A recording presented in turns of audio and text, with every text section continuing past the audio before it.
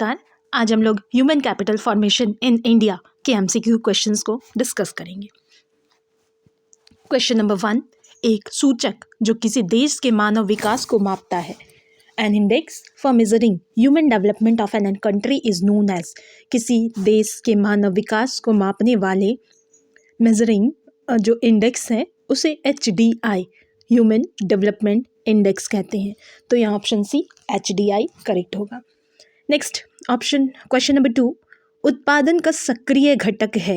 Production has active factor. भौतिक पूंजी, physical capital मानव पूंजी, ह्यूमन कैपिटल, बोथ, नन। सक्रिय मतलब जो हमेशा एक्टिव होता है, तो यहाँ पे मानव पूंजी या ह्यूमन कैपिटल ऐसा कैपिटल है जो कि हमेशा एक्टिव होता है, हमेशा काम खोजता रहता है, काम करना चाहता है। नेक्स्ट क्वेश्चन नंबर 3, मानव पूंजी निर्माण में बाधा है। Human capital formation has problem. मानव पूंजी निर्माण में क्या बाधा है? तो बढ़ती जनसंख्या भी बड़ी बाधा है कि इतनी बड़ी जनसंख्या है अपने देश में, पॉपुलेशन इतनी तेज़ी से राइज कर रहा है कि उसको हम लोग उसके अकॉर्डिंग हम लोग पॉपुलेशन को एज ए कैपिटल यूज़ नहीं कर पा रहे। उनमें हम लोग better education, better health provide नहीं कर पा रहे, उनके अंदर स्किल्स डेवलप नहीं कर पा रहे, क्योंकि हमारे पास जितना रिसोर्स है उससे अधिक तो हमारे पास पॉपुलेशन है। तो ये सारे स्किल्स अगर उनके अंदर नहीं होंगे तो वो कैपिटल फॉर्मेशन में चेंज नहीं हो पाएंगे। तो पॉपुलेशन राइजिंग भी बड़ी समस्या है। ब्रेन ड्रेन का मतलब है ना कि लोगों का ब्रेन में चल रहा है कि वो जो ट्रेडिशनल काम करते आ रहे हैं वो वैसे ही डिपेंड रहें और वैसे ही अपना काम करें, उनमें कुछ चेंज या फिर न्यू टेक्निक को एक्सेप्ट करने की के लिए चेंज होने की उनकी मेंटलिटी नहीं होती। तो ये भी एक बड़ी समस्या है। शिक्षा का निम्न स्तर, लो एकेडमिक लेवल भी ह्यूमन कैपिटल फॉर्मेशन या मानव पूंजी निर्माण में बड़ी बाधा होती है। तो यहाँ पे option number D all of the above सही हो जाएगा। नेक्स्ट क्वेश्चन नंबर 4 है, शिक्षा से बढ़ती है। Education increases. शिक्षा से प्रोडक्टिविटी भी बढ़ती है, एफिशिएंसी भी बढ़ती है और इन सब से इनकम भी बढ़ता है। तो यहाँ option number D all of the above correct हो जाएगा। नेक्स्ट क्वेश्चन है 5, निम्न में से कौन सा मानव पूंजी का एक स्रोत नहीं है। Which of the following is not the source of human capital. ध्यान रखिएगा, नॉट नहीं है को चुनना है। शिक्षा में निवेश मानव पूंजी का स्रोत है, तो ये इसका आंसर नहीं होगा। प्रशिक्षण में निवेश ये भी मानव पूंजी का स्रोत है, तो ये भी इसका आंसर नहीं होगा। सड़क निर्माण में निवेश, इन्वेस्टमेंट इन रोड कंस्ट्रक्शन या सड़क निर्माण, ये जो है इसका मानव में विकास, ये आधारभूत संरचना का विकास है, ये लोगों को एज ए कैपिटल यूज करने पे इन्वेस्टमेंट नहीं हो रहा है। तो यहाँ पे ये जो है करेक्ट हो जाएगा। स्वास्थ्य में निवेश भी तो बेसिकली ह्यूमन पे ही किया जाता है, इसलिए यहाँ ऑप्शन नंबर सी करेक्ट हो जाएगा। नेक्स्ट क्वेश्चन नंबर 6, मानव पूंजी में सम्मिलित है। ह्यूमन कैपिटल इंक्लूड्स स्वास्थ्य, शिक्षा, व्यवसायिक कौशल, सभी सम्मिलित है। Option number D all of these. 7, मानव पूंजी निर्माण का स्रोत है। The source of human capital R investment in education, बिल्कुल है। इन्वेस्टमेंट इन हेल्थ, ये भी है। ऑन द जॉब ट्रेनिंग, ये भी है। तो यहाँ पे option number D all of the above correct हो जाएगा। नंबर 8, वह प्रक्रिया जिसके अंतर्गत शिक्षा पर निवेश, स्वास्थ्य का सुधार तथा प्रशिक्षण सम्मिलित है। The process of investment in education, improvement in health and providing training is known as. इन सभी चीज़ों को हम लोग ह्यूमन कैपिटल फॉर्मेशन, मानव पूंजी निर्माण के नाम से जानते हैं। नंबर 9, मानव पूंजी में सम्मिलित है। Human capital consist of both workers and entrepreneur, श्रमिक और उद्यमी दोनों। श्रमिक संपूर्ण जनसंख्या, उद्यमी तो यहाँ पे श्रमिक और उद्यमी काम करने वाला और उनको अच्छे से यूज़ करने वाला दोनों ही ह्यूमन कैपिटल में इंक्लूड होता है। नेक्स्ट, मानव पूंजी निर्माण में सम्मिलित है शिक्षा पर व्यय, स्वास्थ्य पर व्यय, प्रशिक्षण पर व्यय, ऑल ऑफ दीज। एक व्यक्ति बीमारी के कारण लंबे समय तक अपनी कार्य में अनुपस्थित रहता है तो इससे प्रभावित होगी absence from duty for a long time effect. अगर कोई बीमार है, उसकी वजह से वो अपने काम पर नहीं जा पा रहा है, तो इससे किस चीज़ पे प्रभाव पड़ेगा? तो उसकी सैलरी पे प्रभाव पड़ेगा, उसकी इनकम पे प्रभाव पड़ेगा। राष्ट्रीय साक्षरता मिशन कब स्थापित किया गया? National literacy mission was set up in 1988। शिक्षा पर व्यय एक व्यय है। Expenditure on education expenditure is production. जब हम लोग शिक्षा पर व्यय करते हैं तो ये अनप्रोडक्टिव, अनुत्पादक तो नहीं होता। अगर लोग शिक्षित होंगे तो उनमें नॉलेज होगा तो वो प्रोडक्शन बढ़ाएंगे, वो कुछ ना कुछ नया उत्पादन करने की सोचेंगे। अननेसेसरी भी नहीं होता, प्रोडक्शन होता, प्रोडक्टिविटी बढ़ती है। 14 मानव विकास सूचकांक development index has human parameters, मानदंडों का सूचक है। ये थोड़ा सा ऊपर नीचे हो गया है क्वेश्चन। तो मानव विकास सूचकांक मानदंडों का सूचक है। किस तरह के मानदंड का सूचक है, ये क्या बताता है? तो ये सोशल डेवलपमेंट को बताता है, सामाजिक विकास को बताता है। Option number B. 15 मानव पूंजी में सम्मिलित है। ह्यूमन कैपिटल कंसिस्ट ऑफ, ये भी क्वेश्चन शायद रिपीट हो गया है तो हम लोग इसको स्किप करते हैं, आगे बढ़ते हैं। मानव पूंजी निर्माण में सम्मिलित है, ये भी रिपीट हो गया है। आई थिंक ये एक बार फिर से आ गया है यहाँ तक क्वेश्चन। हम लोग क्वेश्चन नंबर 15 से देखेंगे। निम्नलिखित में से कौन सी क्रिया बागवानी के अंतर्गत आती है? बागवानी, जिसको कि हम लोग गार्डनिंग कहते हैं, कौन सा एक्टिविटीज़ है जो कि गार्डनिंग में इंक्लूड किया जाता है? प्रोडक्शन ऑफ वीट, गेहूं का उत्पादन, ये खेती में इंक्लूड किया जाता है, एग्रीकल्चर है। चावल का उत्पादन भी सेम, प्रोडक्शन ऑफ राइस भी एग्रीकल्चर है, बाजरा भी एग्रीकल्चर है। प्रोडक्शन ऑफ टी या चाय का उत्पादन जो है वो बागवानी में इंक्लूड किया जाता है। तनवा किस राज्य में महिलाओं को नवीनतम कृषि तकनीक का प्रशिक्षण के लिए चलाई जा रही एक परियोजना है? तनवा is a project being run in which state to train women in latest agriculture technique। Tamil Nadu में एक योजना चलाई जा रही है जो महिलाओं को एकदम न्यू लेटेस्ट टेक्नोलॉजी से एग्रीकल्चर प्रोसेस को करने के लिए सिखाया जाता है। तो ये योजना चलाई जा रही है तमिलनाडु में। 17 जैविक खाद को खेती के लिए सबसे उपयुक्त क्यों माना जाता है? क्योंकि इसमें केमिकल्स नहीं होते हैं। जो ऑर्गेनिक मैन्योर होता है इसमें कोई केमिकल मटेरियल्स नहीं होते हैं, इसीलिए इसको सबसे बेस्ट माना जाता है फार्मिंग के लिए। 18 नंबर एशिया का सबसे बड़ा अनौपचारिक बैंक कौन सा है? Which is the largest informal bank of Asia? एशियाई विकास बैंक, एशियन डेवलपमेंट बैंक, जिसको ADB भी कहते हैं। 19 कौन संस्था किसानों को प्रत्यक्ष ऋण नहीं प्रदान करती? Which institution does not provide direct loan to farmers? NABARD. NABARD ऐसा इंस्टीट्यूशन है जो कि एग्रीकल्चर डेवलपमेंट के लिए तो बनाया गया है, लेकिन ये डायरेक्टली फार्मर्स को लोन प्रोवाइड नहीं करती।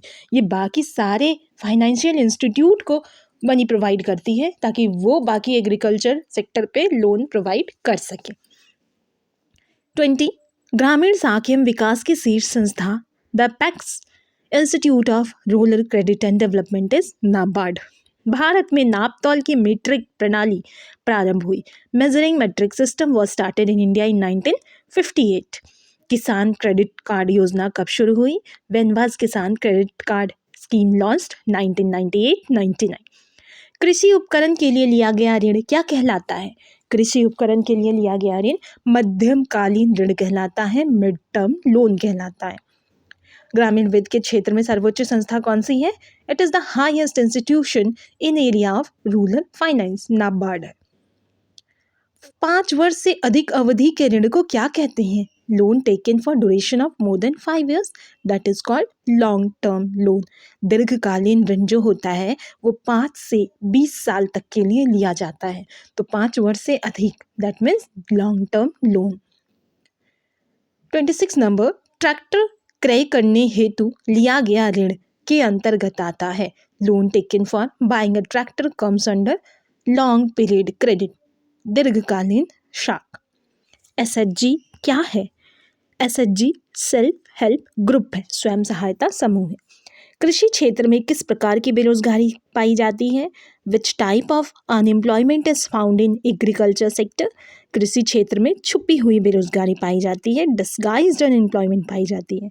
मतलब लोगों को ऐसा लगता है कि वो एम्प्लॉयड हैं, वो काम पे लगे हुए हैं, लेकिन उनके काम करने से उनके प्रोडक्शन में कोई इंक्रीमेंट नहीं होता, उत्पादन में वृद्धि नहीं होती। तो बस वो अपने आप को ऐसा समझते रहते हैं कि वो एम्प्लॉयड है, लेकिन एक्चुअल में प्रोडक्शन नहीं बढ़ा तो उनको एम्प्लॉयड नहीं कहा जा सकता।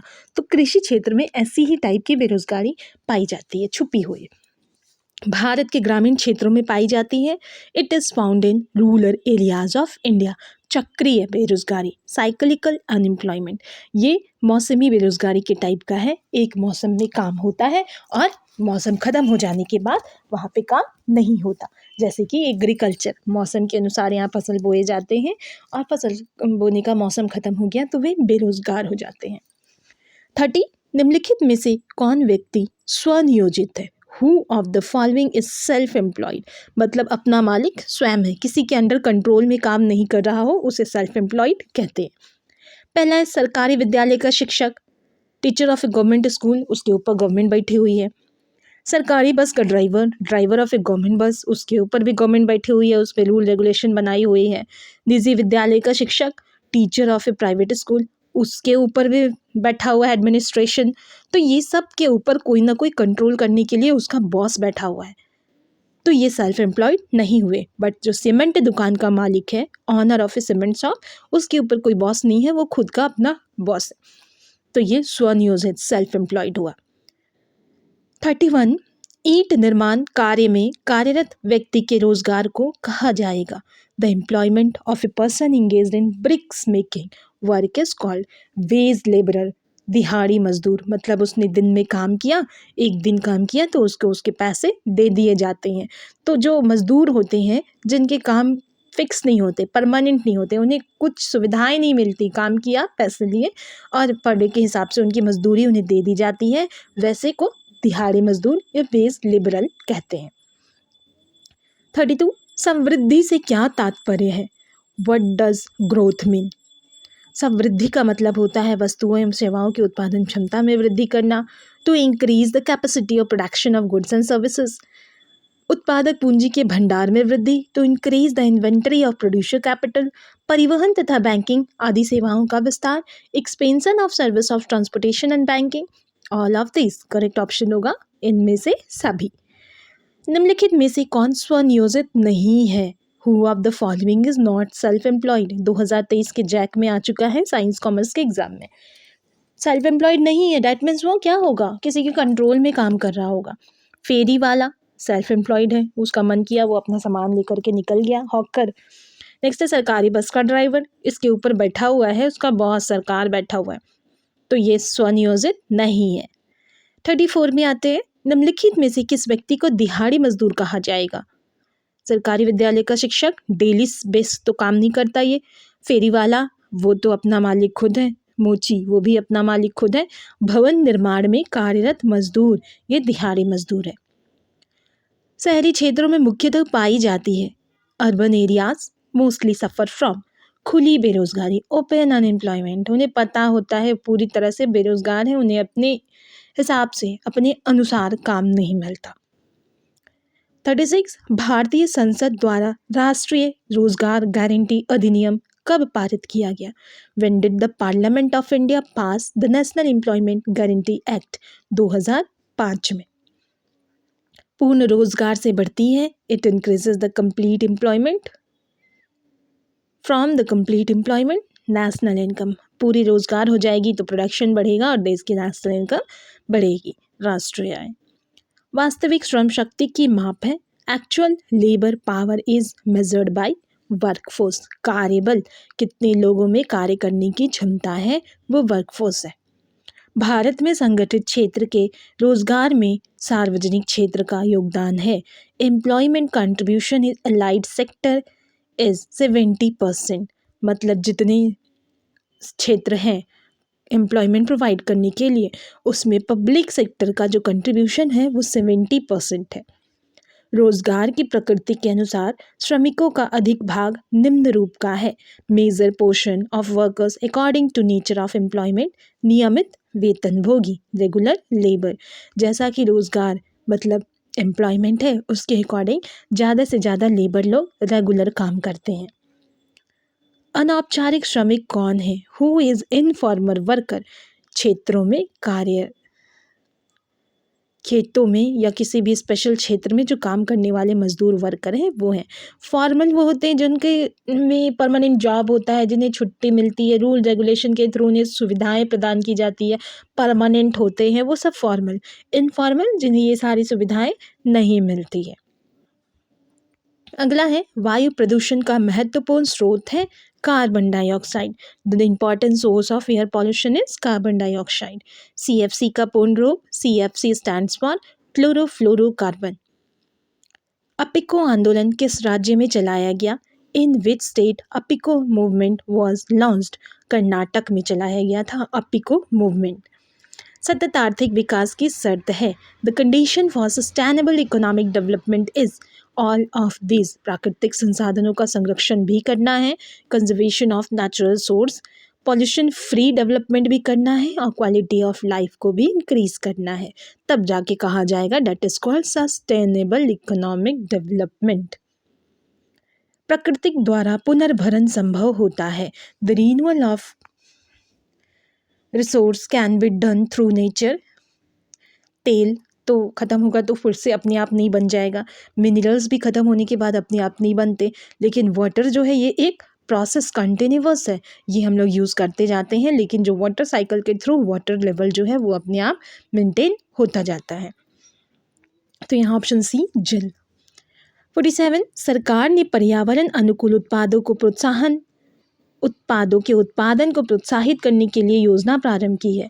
Government started which plan to encourage production of eco friendly product, that is eco mark. Eco mark एक ऐसा मार्क या टैग बनाया गया है जिससे कि इको फ्रेंडली प्रोडक्ट्स पर लगाया जाता है और इसको इको फ्रेंडली प्रोडक्ट के प्रोडक्शन को बढ़ाने के लिए, इनकरेज करने के लिए यूज़ किया जाता है।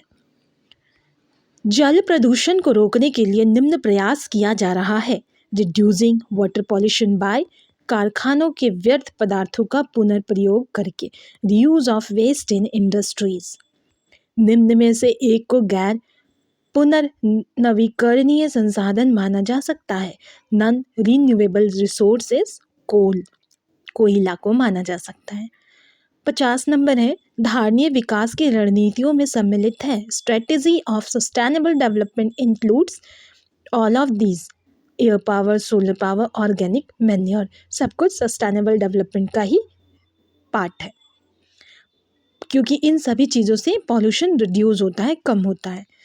51 पर्यावरण क्षरण हराश्य का मुख्य कारण है। The main cause of environmental degradation is transfer agriculture, encouragement to tourism, changing nature of using land. The correct option is all of these. Ozone अवक्षय होता है। Ozone depletion is by chlorofluorocarbon CFC। वनोन्मूलन का परिणाम deforestation leads to.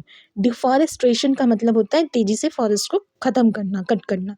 तो उससे क्या होता है? जल प्रदूषण, एयर पॉल्यूशन, वायु प्रदूषण होता है, बायोडाइवर्सिटी लॉस होता है, जैव विविधता का ह्रास, क्षरण होता है, लैंड डिग्रेडेशन होता है, भूमि की अवनति होती है। तो यहाँ ऑप्शन हो जाएगा ऑल ऑफ डिफॉरेस्ट्रेशन। यहाँ बाय मिस्टेक इसमें ऑल ऑफ दीज होना चाहिए। डिफॉरेस्ट्रेशन से ये सब होता है, तो इसे थोड़ा सा करेक्शन कर लेंगे, ऑल ऑफ दीज कर लेंगे 53 का ऑप्शन नंबर डी को। हरित GNI का संबंध किससे है? To which green GNI is related? Green GNI क्या होता है? Green national income. Green national income का संबंध है सस्टेनेबल डेवलपमेंट, सतत विकास से।